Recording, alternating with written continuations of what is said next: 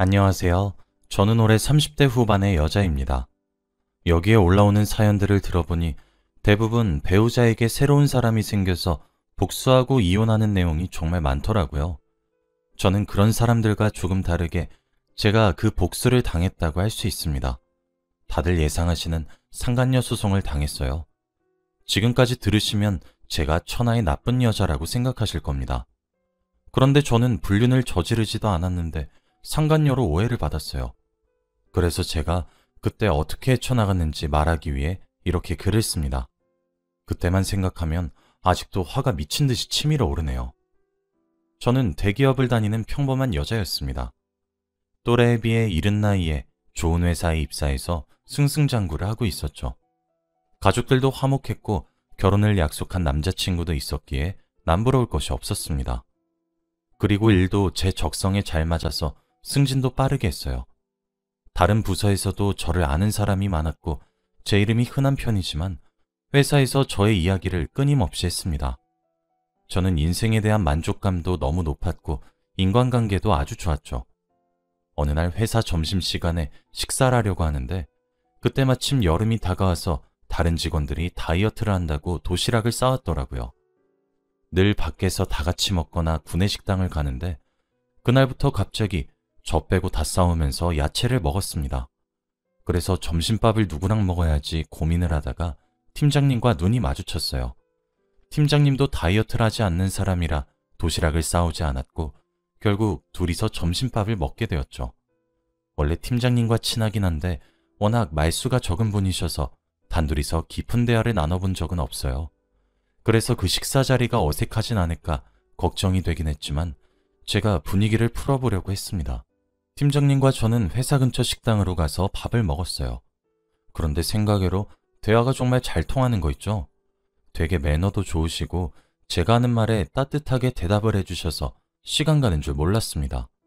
팀장님의 사적인 이야기도 몇 번 들으니 더 친해진 기분이었어요. 이야기를 나누다 보니 팀장님과 아내분의 이야기를 듣게 되었습니다. 저는 남자친구와 오래 연애를 해서 곧 결혼을 하려고 준비 중이었어요. 그래서 먼저 결혼을 하신 팀장님의 경험에 빗대어 교훈을 많이 들었습니다. 혼수 준비와 결혼 준비는 어떻게 해야 이득인지 다 알려주셨죠. 도움을 정말 많이 받았고 결혼에 대한 조언도 많이 해주셔서 좋은 시간이었어요. 그리고 아내분께서 임신을 하셨단 말도 꺼내셨죠. 저는 정말 축하드린다며 제가 평소에 궁금했던 임신에 관한 질문도 마구마구 했어요. 저희 질문에도 팀장님은 싫은 내색 하나 없이 정성스레 다 답변을 해주었고 이야기를 나누어 보니 농담도 잘하시고 되게 유머러스 하시더라고요. 그래서 정말 많이 웃었고 점심시간이 다 끝나가는 줄도 몰랐습니다. 그날부터 다른 팀원들이 식당을 가지 않으니까 저와 팀장님은 자연스레 매일 점심을 같이 먹게 되었죠. 정말 대화가 잘 통했고 친구처럼 떠들다가 점심시간이 다 간 것 같아요. 저도 남자친구한테 팀장님에게 들었던 결혼에 대한 정보를 다 말해주었고 저희는 진지하게 결혼 준비를 본격적으로 하기 시작했습니다. 양가 부모님께 인사도 드리고 식장도 예약하면서 정말 바쁘게 살았어요. 준비하는 과정에서도 경험자에게 물어보고 싶었던 것을 점심시간에 팀장님께 물어보았죠. 사적인 연락은 일절하지 않았고 팀장님과 이야기를 나눈 건 점심시간 뿐이었습니다. 확실히 결혼을 한번 해봤던 분이셔서 그런지 척척 박사더라고요. 부모님 선물은 어떤 거라고 혼수는 어떤 거라는 게 좋은지 이런 사소한 정보들을 얻게 되니까 되게 도움이 많이 되었습니다. 그리고 팀장님의 말을 듣고 그대로 실천하면 전부 다 긍정적인 반응이셨죠. 그래서 제가 점심밥을 많이 사기도 했고 고맙단 말도 정말 많이 했습니다. 그렇게 저희의 결혼은 점점 더 가까워지고 있었어요. 팀원들도 저의 결혼을 기대하고 있었고 결혼식 날짜는 언제고 신혼집은 어디냐며 이것저것 물어봤죠. 저희는 결혼을 한 달 정도 남겨놓고 있었고 너무 기대가 되어서 매일 잠도 잘 못 잤습니다. 그런데 어느 날 갑자기 저희 집으로 우편물 하나가 왔어요. 그 우편물을 열어보는데 저는 너무 당황스러웠습니다. 왜냐하면 바로 상간녀 소송을 당했단 내용이었거든요. 다른 집에 가야 하는 게 저한테 왔나 싶었지만 주소를 확인해도 저희 집이었고 이름도 저였습니다. 저는 다른 남자를 만나고 있지도 않은데 고소를 당하니 너무 억울했죠. 그래서 남자친구한테 말해주었습니다. 남자친구도 당황해하면서 이게 어떻게 된 거냐고 했고 시간이 지날수록 저를 의심하는 것 같았죠. 그리고 제 휴대폰을 뒤지기 시작하면서 정말 남자가 없는 거 맞냐고 물었습니다. 그 당시에는 남자친구한테 실망을 많이 했지만 저 같아도 남자친구에게 똑같은 일이 생기면 휴대폰을 뒤지면서 의심을 할 것 같아요. 제 휴대폰을 뒤져도 나오는 게 없으니 남자친구는 답답해하는 것 같았습니다. 제가 아니라고 몇 번이나 말해도 믿지 않았죠. 너무 억울했고 당장이라도 저를 소송한 사람을 찾아가고 싶었지만 아무런 정보가 없었으니 할 수가 없었어요. 태어나서 고소를 당해본 게 처음인데 그걸 상간녀 소송으로 당하니 너무 무서웠습니다. 남자친구도 혼란스러워했고 저희는 어떻게 해야 하나 고민을 하다가 변호사를 찾아가 보기로 했어요. 어떻게든 저는 이 잘못을 바로잡아야 했고 도대체 누가 어떻게 보낸 건지 확인하고 싶었거든요. 저희는 며칠 뒤 바로 유명한 변호사 사무실을 찾아가 모든 사실을 다 말했습니다. 변호사분도 이런 경우는 처음 맡아본다고 하더라고요. 그리고 며칠 뒤 저에게 저를 소송한 사람의 연락처를 주었습니다. 저는 그 사람과 한번 만나보고 싶었어요. 그래서 연락을 했더니 네가 내 남편한테 꼬리친 년이니? 라며 화를 내더라고요. 솔직히 그때까지 세상이 저를 가지고 장난을 치나 싶었습니다. 너무 당당하고 뻔뻔하게 행동하니까 오히려 제가 잘못했나 싶었죠. 그리고 저는 아니라고 오해 말라고 말을 했지만 들을 리가 있나요? 그 여자는 저보고 얼굴 보고 이야기하자고 했고 저도 그 말에 동의했습니다. 결국 월차를 내고 그 여자를 만나러 한 카페로 갔어요. 사람들도 정말 많아서 누군지도 처음에 못 알아봤고 전화를 걸어 얼굴을 확인했죠. 그런데 정말 평범하게 생기신 아줌마더라고요. 서로 얼굴을 확인하고 저는 어떻게든 오해를 풀기 위해 이야기를 나누려고 자리에 앉았습니다. 그런데 제가 자리에 앉자마자 테이블에 놓인 아이스 아메리카노를 제 얼굴에 냅다 뿌리셨어요. 저는 갑자기 일어난 일에 너무 놀랐고 꿈인지 생신지 모르겠더라고요. 그러면서 저에게 니년 때문에 우리 가족이 다 파탄이 났어. 내 뱃속에 있는 애는 어쩔 건데? 네가 우리 남편한테 꼬리치지만 않았어도 우리 남편 바람 안 났어. 라고 하며 큰 소리를 질렀고 카페에 있던 사람들이 전부 다 저를 쳐다봤죠. 저는 온몸이 다 커피로 물들었고 눈에까지 아메리카노가 들어와서 눈을 뜰 수 없었습니다. 사람들은 그 여자의 말을 듣고 수근수근 거리고 있었고 저는 말문이 턱 막혔어요. 그리고 손님들이 카메라를 들고 저를 찍고 있었습니다. 그 여자는 배가 다 나온 만삭의 여자였고 화가 나서 씩씩거리고 있는데 그때 갑자기 배를 움켜잡고 쓰러졌어요. 사람들이 그 여자에게 다 달려가서 구급차를 불렀고 저한테 화를 냈습니다. 아주머니들은 저에게 가정 파탄낸 나쁜 년? 썩 꺼져! 라고 했고 어디서 소금을 구하셔서는 저에게 냅다 뿌리셨습니다. 다른 사람들도 카페에서 저를 내쫓았고 저는 죄인이 되었죠. 정말 눈물이 미친 듯이 났고 억울해서 죽는 줄 알았습니다. 저는 아니라고 불륜 안 저질렀다고 말 한마디도 못해보고 쫓겨났어요. 아무 말도 하지 못한 제가 너무 한심했고 답답했습니다. 그리고 제 연락처는 어떻게 알았는지 전화와 문자가 계속 오더라고요. 아기 사진까지 보내면서 잘 봐. 너 하나 때문에 아빠 없는 아이로 자라게 될 우리 딸이야. 라고 하며 문자를 보냈고 저는 어떻게 해야 할지 감이 잡히지 않았죠. 그리고 제 카톡 프로필 사진을 보고 곧 결혼을 한다는 것을 알았는지 결혼식에 와서 깽판을 칠 거고 저희 친정 부모님과 시댁에도 다 알릴 거래요. 저는 그 말을 듣고 정말 소름 돋았습니다.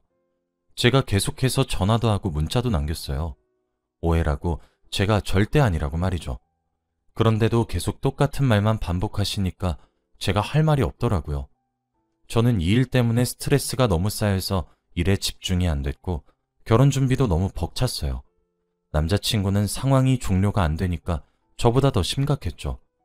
변호사님도 방법을 알아보고 있다는 말만 하셨습니다. 그리고 회사 일에 집중을 못하니 팀장님께서 요즘 무슨 일이 있냐고 하시더라고요. 둘이서 같이 점심 식사를 해도 밥을 잘 먹지도 못하고 머릿속에는 소송만 생각나니까 팀장님과 대화도 잘 못하게 되었습니다. 확실히 예전과 모습이 다른 저를 보면서 팀장님이 많이 물어보셨어요. 분위기를 전환하려고 자기 이야기도 많이 하셨죠. 제가 말을 안 하니까 팀장님의 사적인 이야기를 구구절절 하시기 시작하는데 드디어 아내가 출산을 했다고 합니다. 너무 사랑스러운 딸을 낳았대요. 그래서 너무 축하한다고 말씀드렸더니 팀장님은 딸 바보이신지 저에게 자신의 딸 사진을 보여주더군요. 저는 무의식 중에 팀장님이 보여준 사진을 보았는데 정말 낯이 익었습니다. 왠지 한번 본 것 같은 아이였죠.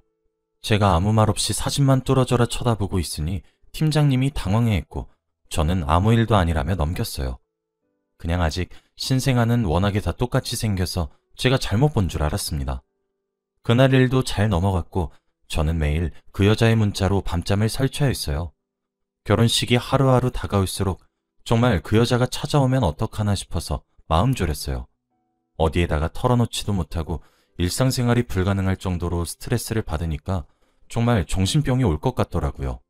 남자친구는 결혼을 보류해야 하는 거 아니냐고 그랬고 저는 제 잘못도 아닌데 왜 그래야 하냐며 결혼을 하자고 했어요. 저에게 아무런 증거가 나오진 않는데 계속해서 고소장은 날라오니까 남자친구도 답답하겠죠. 그런데 결국 사건이 크게 터지고 말았습니다. 저희 회사 게시판에 그 여자가 글을 썼거든요. 자신의 남편과 회사 직원이 불륜을 저지르고 있다고 말입니다. 익명으로 쓰고 이름은 초성으로 되어 있지만 누가 봐도 저와 팀장님 이름이었습니다.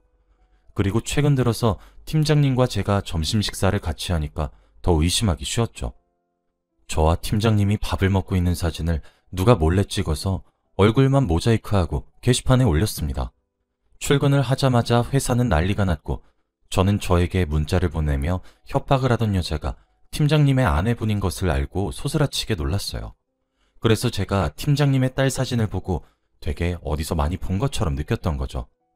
솔직히 제 이름이 많이 흔한 이름이고 회사에서 제 이름과 동명이인이 정말 많습니다. 그런데 다들 팀장님과 같은 부서라고 해서 다 저를 의심했고 이렇게 증거 사진까지 있으니 거의 확정인 분위기였죠. 팀장님은 저에게 미안하다고 했지만 저도 화가 많이 났어요. 도대체 제가 무슨 잘못을 지었길래 한순간에 불륜녀가 되어야 하나요?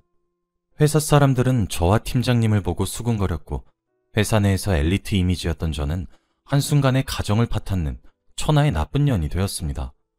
정말 울고 싶었고 당장 회사를 뛰쳐나가고 싶었지만 여기서 나가게 되면 제가 정말로 불륜을 저지르는 사람이 되기 때문에 꾹 참았죠. 그리고 팀장님은 저와 그런 사이가 아니면서 적극적으로 해명하지도 않았습니다. 제가 팀장님에게 개인적으로 말을 해도 말을 아끼셨고 주위의 시선 때문에 오래 대화도 못했어요. 너무 답답하고 아니라고도 말을 하지 않는 팀장님의 마음을 이해할 수 없었죠. 그리고 그날 후 팀장님의 아내분이 회사로 찾아왔습니다. 저희 부서로 찾아와서 오만행패를 부리셨어요. 물건을 집어던지고 쌍욕을 하면서 제 머리채도 잡았습니다. 그러면서 야, 네가 이래도 내 남편 불륜녀가 아니야? 이렇게 떡하니 같은 부서인데? 오늘 너 죽고 나 죽자. 당장 이 회사 사장 데려와! 라고 하며 난리를 피웠죠. 저는 머리채까지 잡혔고 팀장님이 상황을 정리했습니다. 난리가 난 곳에 사람들이 잔뜩 몰렸고 결국 사장님이 오셨죠. 그리고 아내분은 사장님한테 저와 팀장님을 해고시키라고 했습니다. 이런 사람들은 회사에서 일을 하면 안 된다고 말이죠. 저는 아무 죄도 없이 한순간에 잘릴 위기에 처해 있었고 계속 아니라는 말만 반복했습니다. 너무 억울하고 답답해서 눈물까지 났어요. 그런데 거기서 팀장님은 충격적인 말을 하셨어요. 여보, 이 사람 아니야.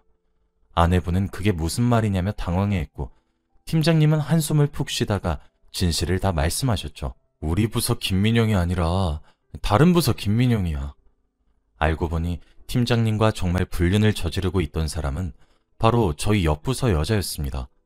신입사원이었고 회사에서 팀장님과 한마디도 주고받지 않은 사이였기에 더 놀랐죠. 저희의 상황을 보고 있던 직원들은 한순간에 옆부서 김민영 직원을 바라보았고 그 사람은 얼굴이 시뻘개졌죠. 저는 모든 게 끝났다는 생각에 눈물이 왈칵 쏟아졌고 드디어 누명에서 벗어났다고 생각했습니다. 아내분은 어찌할 바를 몰랐고 저는 순간 화가 미친 듯이 났죠. 아내분은 저한테 미안하다며 사과를 했지만 저는 용서하지 않았습니다. 제가 아무리 아니라고 해도 믿지 않았고 말도 안 되는 말로 사람 인생을 망쳐놨으니 벌을 받아야 한다고 생각했어요. 그 여자는 미안하다며 무릎을 꿇고 싹싹 빌었고 저는 절대 선처 따윈 없다고 못을 박았습니다. 그리고 변호사를 찾아가 그 여자를 명예훼손으로 고소했습니다. 아메리카노를 냅다 뿌리고 문자와 전화로 협박을 하고 회사 게시판까지 올려서 저에 대한 이미지를 망친 건 용서할 수 없었거든요. 그리고 잘못하다가는 제가 회사에서 잘릴 수도 있었잖아요. 이미 증거는 충분했고 저는 절대 봐주지 않았습니다. 그리고 사장님은 정말 옆 부서의 김민영 씨와 팀장님을 해고시켰어요. 이렇게 한 번에 바로 해고를 시킬 줄은 몰랐는데 정말 시원시원한 성격이셨죠. 아내분의 말을 나중에 들어보니 팀장님 휴대폰을 몰래 보다가 불륜을 저지르는 사람 이름만 보았고 전화번호부에 같은 부서인 김민영 씨의 전화번호가 저장되어 있어서 그 번호를 고스란히 저장했대요. 그런데 팀장님이 바보도 아니고 그렇게 하겠습니까? 당연히 자기 불륜녀 전화번호를 저장할 때 이름은 다르게 저장하겠죠. 아내분이 팀장님과 저의 불륜 증거를 찾기 위해서 점심시간에 저희를 미행한 거였고 사진을 찍어서 그렇게 게시판에 업로드를 한 거였습니다. 그 이야기를 모조리 듣는데 왜 제가 두 사람 사이에 끼었나 싶더라고요. 그리고 저는 팀장님이 해고되자마자 팀장으로 승진을 했습니다. 직원들도 저한테 그동안 미안했다고 사과를 했고 저는 괜찮다고 했어요. 저는 결혼식 준비도 다시 시작했고 남자친구는 미안하다고 사과를 했습니다. 솔직히 다들 저를 의심한 남자친구도 다시 만나지 말고 새로운 연애를 하라고 했지만 저는 남자친구를 이해해요. 만약 저와 똑같은 상황을 남자친구가 겪는다고 해도 저는 분명 의심을 할 겁니다. 그리고 고소가 끝나고 합의금을 받은 뒤 저는 가족들에게 이야기를 다 해주었어요. 제가 이런 일을 겪었고 마음고생을 했다는 것을 알고 나서 정말 잘해줍니다. 남편도 저에게 늘 미안한 마음을 가지고 살고 있어요. 지금은 전 남편과 결혼을 하고 저희 부서의 팀장 일을 그대로 하고 있습니다. 다행히도 그 여자는 제 결혼식에 와서 깽판을 치지도 않았고 그 뒤로 연락도 없어요. 팀장님과 옆 부서의 김민영 씨는 어떻게 됐는지 들어보니 결국 헤어졌다고 하더군요. 팀장님이 그 여자 집에 몸만 들어가서 결혼한 경우여서 이혼을 하면 팀장님의 손해가 많다고 합니다. 그래서 어쩔 수 없이 헤어졌고 아내분과 팀장님은 딸을 키우면서 잘 살고 있대요. 정말 이럴 거면 왜 난리를 피웠나 모르겠습니다. 저는 그 사건이 있고 나서 사람들이 잘 쓰지 않는 이름으로 개명했어요. 동명이인 때문에 일어난 사건이어서 제 이름이 싫어졌거든요. 그래서 한국 사람들 중에 몇 없는 이름으로 개명을 했고 새 출발을 했습니다. 저는 지금 아주 행복하고 과거의 일을 장난스럽게 이야기하곤 해요. 지금 생각해도 어떻게 저한테 이런 일이 일어났나 싶습니다. 다들 제대로 알아보고 행동으로 옮기시길 바래요. 팀장님 아내분처럼 앞뒤 가리지 않고 바로 직진만 하시면 나중에 큰 코 다칩니다. 그리고 사람이 계속 아니라고 하는 데는 다 이유가 있다는 것도 아셨으면 좋겠어요. 그때 생각만 하면 아직도 억울합니다. 저의 이야기는 여기까지예요. 들어주셔서 감사합니다.